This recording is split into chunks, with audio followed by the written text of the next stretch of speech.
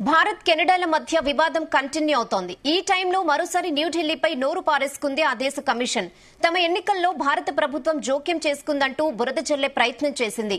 ఈ ఆరోపణలపై కేంద్ర విదేశాంగ శాఖ తీవ్రంగా స్పందించింది. అవన్నీ తప్పుడు కథనాలని మండిపడింది. కెనడా ఎన్నికల్లో విదేశీ ప్రభుత్వాల జోక్యమంటూ వచ్చిన ఆరోపణలపై దర్యాప్తు నిమిత్తం ఆ దేశ ప్రభుత్వం ఓ కమిషన్ ఏర్పాటు చేసింది. ఈ కమిషన్ తాజాగా ఓ నివేదిక విడుదల చేసింది.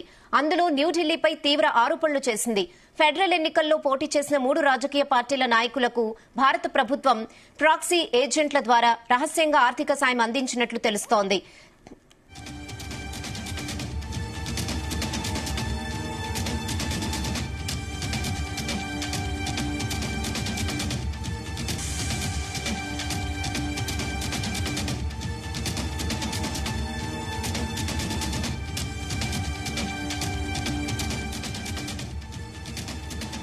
ఈ ఆరోపణలను కేంద్ర విదేశాంగ శాఖ తీవ్రంగా ఖండించింది. ఎన్నికల్లో జోక్యంపై కెనడా మీడియాలో వస్తున్న వార్తలు మా దృష్టికి వచ్చాయని తెలిపింది.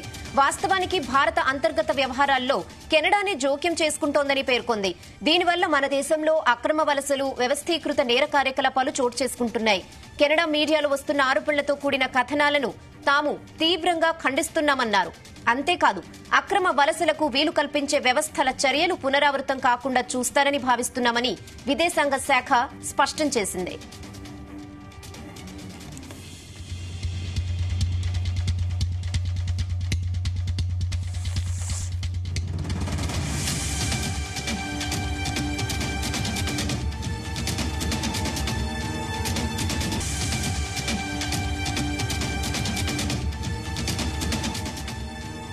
భారత్పై కెనడా ఇలాంటి ఆరోపణలు చేయడం ఇదే తొలిసారి కాదు. గతంలోనూ చాలాసార్లు న్యూఢిల్లీపై నిందలు వేసేందుకు ప్రయత్నించగా భారత్ ఎప్పటికప్పుడు వాటిని తిప్పి కొడుతూనే ఉంది. 2023 జూన్లో ఖలిస్తానీ ఉగ్రవాది నిజ్జర్ కెనడాలో హత్యకు గురైన విషయం తెలిసిందే. ఈ హత్యలో భారత ఏజెంట్ల పాత్ర ఉందంటూ ఆ దేశ ప్రధాని జస్టిన్ ట్రూడో చేసిన ఆరోపణలతో ఇరు దేశాల మధ్య దౌత్య సంబంధాలు బగ్గుమన్నాయి.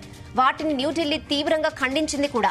ఈ ఆరోపణలను సమర్థించే ఆధారాలు ఇవ్వాలని, వాటిని పరిశీలించిన తర్వాతే ఈ కేసుపై తదుపరి చర్యలు తీసుకుంటామని ఇప్పటికే పలుమార్లు కెనడాకు స్పష్టం చేసింది భారత్.